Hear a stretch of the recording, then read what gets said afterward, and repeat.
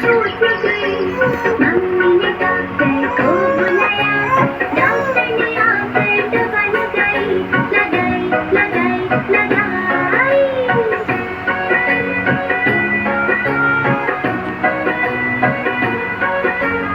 एक मोटा आलू फिसल रहा था, मुंह में पड़ा और छूट गई।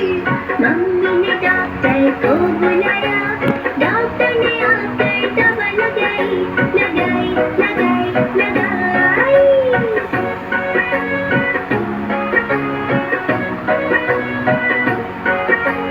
पांच मोटे आलू रो रहे थे, सबको थोड़ी थोड़ी चोट लगी थी।